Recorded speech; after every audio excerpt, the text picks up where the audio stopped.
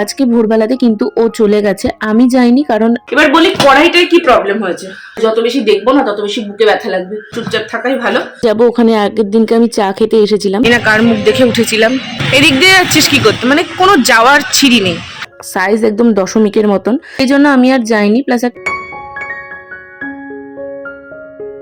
Good evening everyone, welcome back to my channel. বাচ্চা 6:30 ready হয়ে গেছি আমি, ওদিকে রিন্টু গেছে রেডি হতে। একটু ছোট্ট করে বেরোনোর প্ল্যান হলো, কালকেও একটা ঘুরতে যাওয়ার প্ল্যান হচ্ছে। আগে আগে তোমরা ব্লগে তো দেখতেই পাবে, জানতেই পারবে। অ্যাকচুয়ালি আমি আমার বিয়ের আগে একটা ননস্টিক কুকারের সেট কিনেছিলাম, সেটা আমার ও বাড়িতে আছে। এ বাড়িতে মার ননস্টিকের সেট ছিল, কিন্তু ইন্ডাকশনের জন্য সেগুলো চলবে না।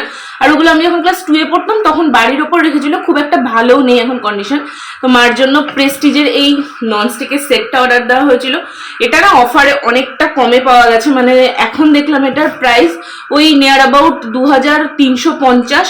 বাট আমরা যখন কিনেছি আমরা এটা 1700-তে পেয়েছি। তো এরকম একটা কড়াই আছে, বাট কড়াইটা একটু ডিফেক্টিভ বেরিয়ে গেছে, আমি কি তা বলছি তোমাদের। তার সাথে দিয়েছে এরকম একটা মানে ফ্রাইং প্যান আর এরকম একটা তাওয়া। দেখো পুরো ননস্টিক বেস এটার পেছনটায়। আর এই সামনের এই কোটিংটার জন্য না আমার মনে হয়, মানে আমি ওই বাড়িতে ইউজ করেও দেখেছি, তেল না অনেকটা কম লাগে। তো এই জিনিসটার ভেতরটা দেখো এরকম। আর মারটা অর্ডার দিয়েছিলাম ব্ল্যাক কালার, বাট ব্লুটা দিয়েছে।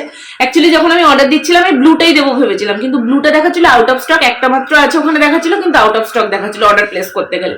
তো ভালোই হয়েছে, এটা আমি নিতে চাইছিলাম, এটাই এসছে।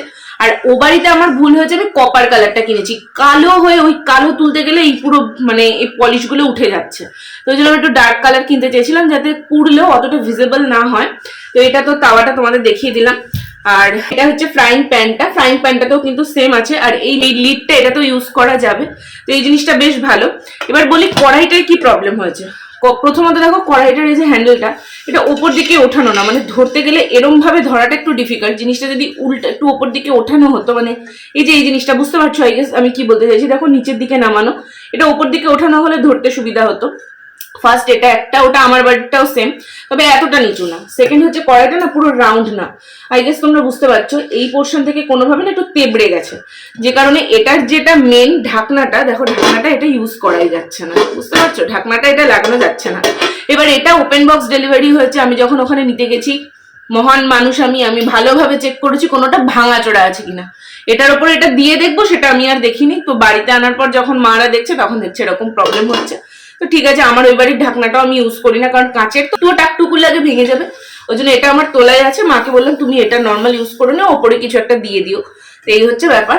এইটারও ভেতরটা ওরকমই, মানে কি বলে এটাকে আমি জানি না, যদি কেউ জেনে থাকো তাহলে অবশ্যই আমাকে কমেন্টে জানিও। আর এখানটাতে আমি এখন দেখছি একটা জায়গায় দুটো দাগও আছে।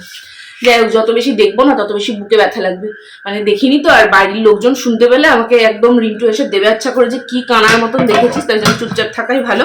তো এই তিনটেই না হয়েছে, যেটা মার ভীষণ দরকার ছিল।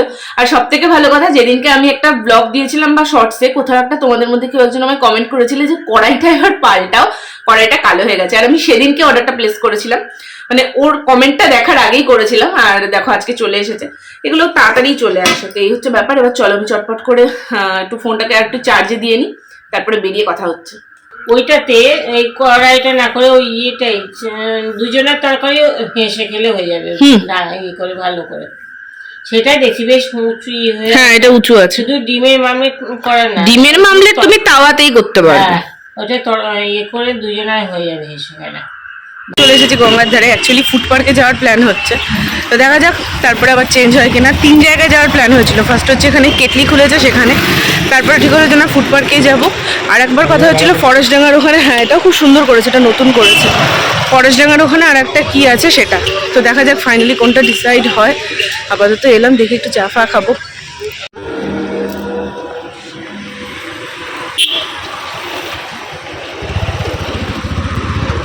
ওদিকে ওদিকে বাবা ওদিকে।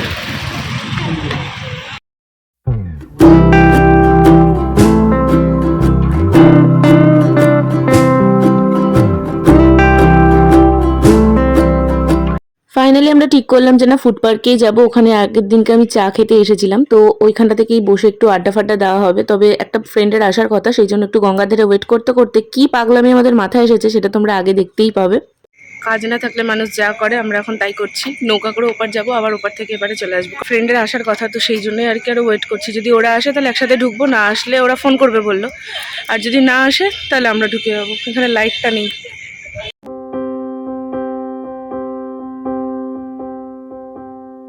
আজকে আমি জানি না কার মুখ দেখে উঠেছিলাম। প্রথমে নৌকাতে উঠতে গেলাম, আচ্ছা নৌকাতে উঠলাম, প্রদীপটা ফোন করলো, বললো তুই ফুড পার্কে বস, আসছি। আমরা নৌকা থেকে নেমে চলে এলাম ফুড পার্ক। খুব ভালো কথা। এদিক দিয়ে যাচ্ছিস কী করতে, মানে কোনো যাওয়ার ছিঁড়ি নেই।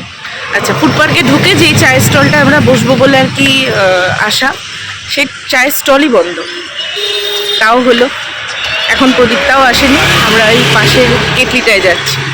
এই হচ্ছে আজকে আমাদের কপালের অবস্থা। কেটলিতে আসার পর একটুক্ষণ ওয়েট করতে না করতে ওরাও চলে এসেছে। এখানে আমরা অর্ডার দিয়েছিলাম দুধ চা আর কফি, তার সাথে দিয়েছিলাম চিকেন পপকর্ন। এই পপকর্নগুলো 99-এ 20টা ছিল, আর সাইজ একদম দশমিকের মতন, তবে খেতে বেশ ভালো ছিল। আর একটুক্ষণ আড্ডা দেওয়ার পর প্রদীপ তারা ওই 8টা নাগাদ বেরিয়ে গেল। তারপর আমরা আবার চিকেন মোমোও খেয়েছিলাম।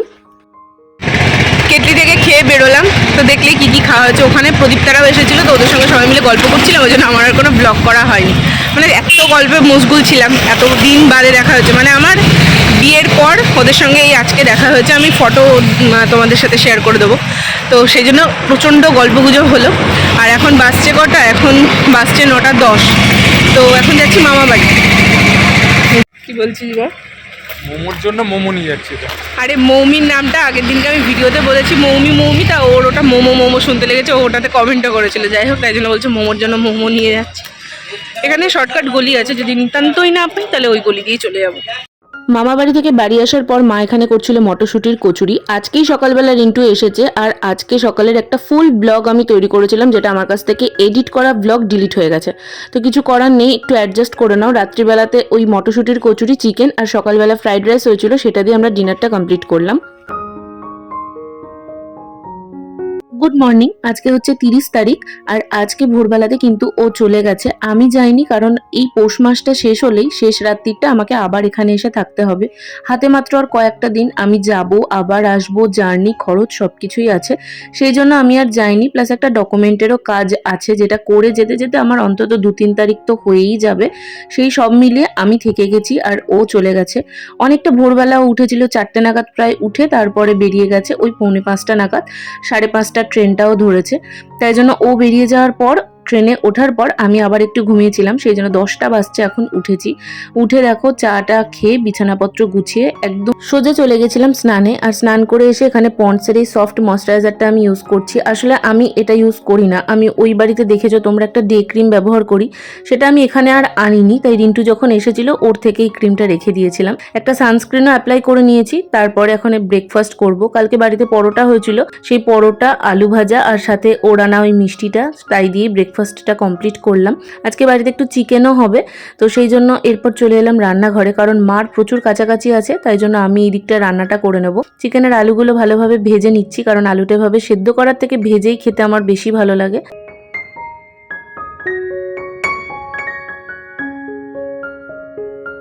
আর মা কিন্তু সবকিছু জোগাড় করেই দিয়েছিল, যেমন ধরো পেঁয়াজ, আদা, রসুন একটা পেস্ট করে দিয়েছিল। তারপরে আলাদাভাবে এই দেখো এদিকে পেঁয়াজটা কেটে দিয়েছে, তো সেগুলোকে আলাদাভাবে আমি ভেজে নিচ্ছি। এরপর মশলাটা দিয়ে ভালোভাবে কষাবো। আমি তো অনেকবার তোমাদের সাথে শেয়ার করেছি আমি কিভাবে চিকেন রান্না করি। কোনোদিন দই দিয়ে করি, তবে দই দিয়ে করলে না গ্রেভিটা অনেক বেশি খেতে ভালো হয়, আর চিকেনগুলো একদম নরম হয়ে যায়।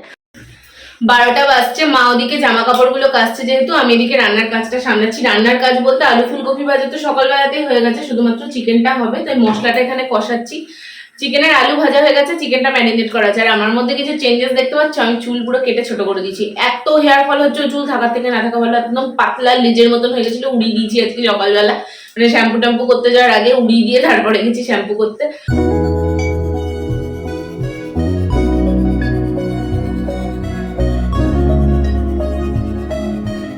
মশলাটা কষিয়ে নেওয়ার পর এখানে চিকেনগুলো দিয়ে দিয়েছিলাম, আর ভালোভাবে চিকেনটা আজকে কষিয়েছি। আলাদাভাবে জল সেভাবে দেবই না, দেখো নর্মাল চিকেনটা দিয়ে কষাতে কষাতে কতটা জল বেরিয়েছে। আর এখানে চিকেনটা আমার পুরোপুরি কমপ্লিট হয়ে গেছে। মায়ের দিকে বসিয়ে দিয়েছে ভাত, আর সাথে ওদিকে ডালটায় সোমবারা দেবে। ডাল না এরকম সোমবারা দিয়ে খেতে আমার খুব ভালো লাগে। আগে সেদ্ধ ডাল খাওয়ারই অভ্যাস ছিল বেশি, তবে এখন এরমভাবে ছাড়া খেতেই ভালো লাগে না। এদিকে আজকের মতন রান্নাবান্নার কাজ মোটামুটি কমপ্লিট। ওদিকে জানলাগুলো খোলা আছে, আর জানলাগুলো এই টাইমটা লাগিয়ে না দিলে না ঘরে মশার উৎপাতে টেকাই যায় না। এই জানলাগুলোতে আমি ভেবেছি আস্তে আস্তে নেট লাগিয়ে দেবো, তাহলে যদি মশার উৎপাত একটু কমে। তো ওই জন্য দেখো, আর নিচ দিয়েও ঢুকে যায়, তাই জন্য আবার পর্দাটাও ভালোভাবে টেনে দিলাম। ঘড়িতে তো দেখতেই পাচ্ছ, বাজছে 1:15। আর এদিকে বাইরে কত কিছু মেলা আছে। আর এই সোয়েটারটা আমি ভুল করে ভিজিয়ে ফেলেছি। এখানে আমি সেরকম সোয়েটার আনিনি, তার মধ্যে এটা আবার ভিজিয়ে ফেলেছি। আর বাবা এখানে বাদাম ভাজা দিয়েছে, তবে এটা এখন খাবো না, লাঞ্চ করার টাইম হয়ে গেছে। লাঞ্চের মেনুটা তোমাদের দেখিয়ে দিলাম। লাঞ্চ করে একটু ঘুমিয়ে পড়েছিলাম, আসলে এডিট করতে করতে চোখটা কখন লেগে গেছে বুঝতেই পারি, তাই অনেকটা দেরিতেই সন্ধ্যেবেলাতে উঠেছি। উঠে মা বানিয়েছিল চাটা দুর্দান্ত হয়েছিল, আদা দিয়ে করেছিল মা। তো চা খেতে খেতে ভিডিও এডিট করছিলাম। এরপর মা দোকানে গেছিল, কয়েকটা মুদিখানার জিনিস আনার ছিল। তো তখন দেখলাম মা চানাচুর আর তার সাথে আলুর চপ নিয়ে এসেছে। আর আমার প্রিয় সয়াবিনের চপও ছিল। তো সবকিছু দিয়ে জমিয়ে মুড়ি মাখা হলো ঝালঝাল করে। আর এই ব্লগটা আমি এখানেই এন্ড করে দিচ্ছি, কারণ সেই কাল থেকে চলছে। দেখা হচ্ছে নেক্সট ভিডিওতে।